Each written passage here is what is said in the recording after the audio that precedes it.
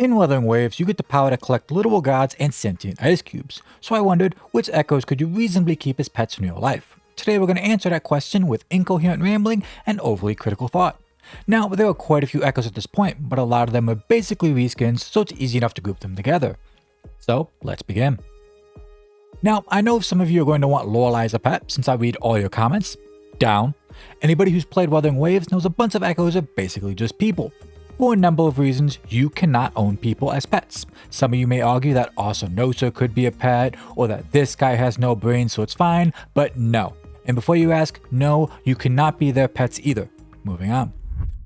For those of us who are still renting an apartment, there are actually quite a few echoes that would make great pets. Phoebe's little buddies from Renazita are a perfect example of this, because they're small, they seem easy to house train, and are already in themed costumes. Just look at his little vest or that little hat over there. The nimbuswraiths are even friendly, so that's perfect. There is one exception here. Cuddlewaddle looks cute on the outside, but seems to be straight out of Lavender Town with his odd lore. Feasts on Sphere and screams. So I'm gonna kick this Monsters Inc. reject to the no pile. There's also a few other no-brainers. Dog, maybe a little cold or they make the air spicy, but otherwise generic. Bird, sure, why not? Just put some pellets down. Big rats, why not as well? What are they gonna do, tunnel into the walls? You're definitely not gonna get your security deposit back though. There's more than little circus buddies or basically just animals. And what is a baby dragon but a big scaled cat? They're obviously the same thing, and I challenge anybody to show me a real baby dragon that you couldn't keep in your apartment. Nobody? Although do be careful, the Fusion one does like to perform a bit of arson, as do we all. The Fear Ignis also likes to do a bit of arson, but instead of being basically a cat, it just straight up is a cat. The lore here does say avian, but come on, look at this thing. It's a flaming house cat. And this is just a fancy space heater. I'm kidding, but I did check, it is legal to own monitor lizards, so this is a perfectly normal choice. Now, if you want a pet, but you don't want to take care of one, then I would recommend the Research Institute's Roomba. Does this count as a pet? Sure, at least more than some of the other things on this list. Finally, we have a cruise wing, which is a butterfly. That's it. Have fun. Unfortunately, not all pets can handle indoor apartment life. That's when you move up to a house with a lovely yard. Especially if you want a pet rock. Why would you want a living piece of stone as a pet? No idea. But could you? Sure. You might need to be rich to actively feed these things, but I don't know your 401k situation. Also, this guy may explode. Look out for that. Also, look out for this one, because it's always angry and will definitely headbutt you for no reason. I personally am not a big fan of boars, but I'm sure some of you can give me a great home. But if all you have is a pool, there are quite a few little buddies that are just fish, so nothing too difficult to deal with. Although they might fly away on you if you aren't looking, or start a turtle dance party because they can. Love this little guy. Speaking of little guys, how many of you remember these cuties from the 1.x areas? You might have to worry about weird teeth chattering, small-scale lasers, cold toes, minor laser burns, but hey, look at this face. Who wouldn't love this little guy? If you're scared, just pick Whiff Waff, who can barely make a strong breeze. You may have also noticed that Snip Snap wasn't mentioned yet. Unfortunately, he happens to spew lava everywhere, which I checked is unfortunately a bit much for a pet. Now, when it comes to a bit much, these next few need a bit more proactive measures to own. Could be a steel-encased room or enough space to form a small country. For example, Solaristhree has some big doggos that are just a bit more aggressive than the little ones. Luckily, they are pack animals, so just make sure to assert dominance. Although that is one weird-looking dog. Make sure to feed him enough. Even in real life, people keep all sorts of big animals as pets, so we're not even going to go into the realm of unusual here, although you might need some WD-40 for these ones. The reverse reindeer can even mine for you, so maybe you can afford one of the Rocky Boys from earlier. The Royans definitely raised him somehow, so I believe you can do it too. Even if you could do it, I wouldn't for these guys. I mean, you can technically keep flying murder robots as pets, I just don't think you should be allowed to. But the question is if you can, so why not? Although once again, watch out for sharks. Now, this next guy might raise a few eyebrows, but hey, just think about it. All you gotta do is just throw him some cabbage leaves every once in a while and he won't eat the neighbor's dog, although you'll probably need 5 acres to keep this one. Also, these two are technically fine. They aren't dangerous if you don't look at them. If you do, you might get a particle beam or some lava to the face, so maybe keep them in a covered tank. The Rose Room at least is solar powered, so that's easy enough to handle, and they barely qualify here because they, well, just straight up don't move. Makes it a little easier. Outside of being difficult, some echoes just straight up violate several laws. I happen to live in the US of A, so there are quite a few laws here that just make these echoes illegal to own. And we can't ignore all the Geneva Convention violating weaponry some of them have. So unless you're a billionaire, I'm gonna assume he violates some international treaty.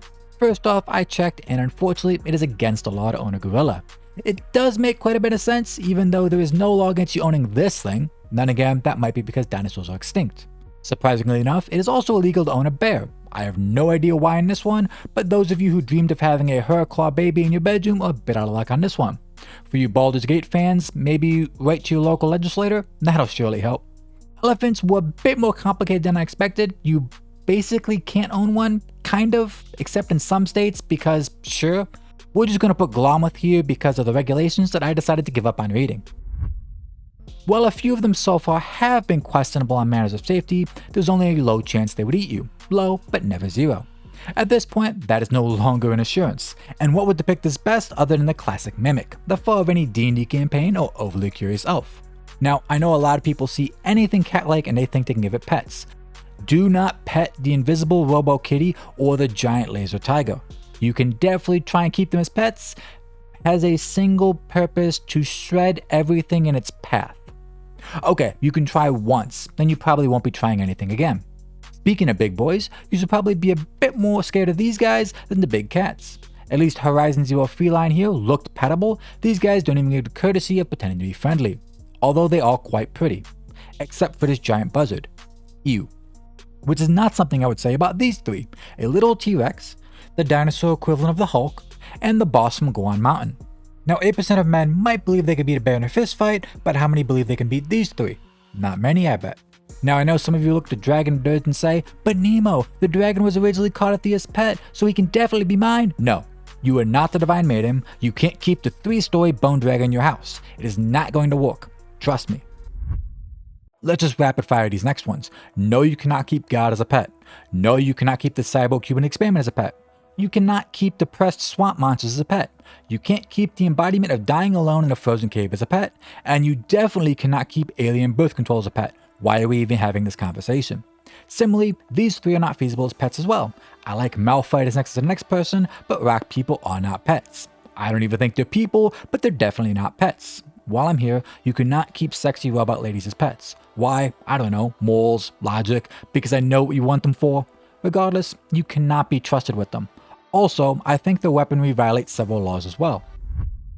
While making this list, there are actually quite a few that made me say, what? When I tried to describe them as pets. Like, look at these things. What are they? Items? Pieces of the boss themselves? Are they sentient? Do they taste good? Or what about these things? Try and describe to me how to keep any of them as pets. In fact, comment below if you think you can, because I just gave up. Like, where do you even feed a car with legs? Diesel? Where are you going to get more of Jouet's scales for this one? These are important questions. Speaking of questions, this is literally just a Ford F-150 of La Haroi. How exactly does this even turn into an echo? The lore is super unclear on this one. Does this mean I can smash my refrigerator and it becomes an echo? Similarly, these are just floating rocks. Can they think? I don't know. What do they eat? Your guess is as good as mine. Are they even alive? You're asking a lot of questions about magical rocks here. I even thought long and hard about Chop Chop here.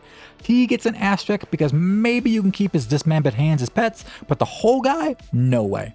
Even if you do keep his dismembered hands, you can have a Sukunu's fingers situation eventually. Lastly, screw this guy.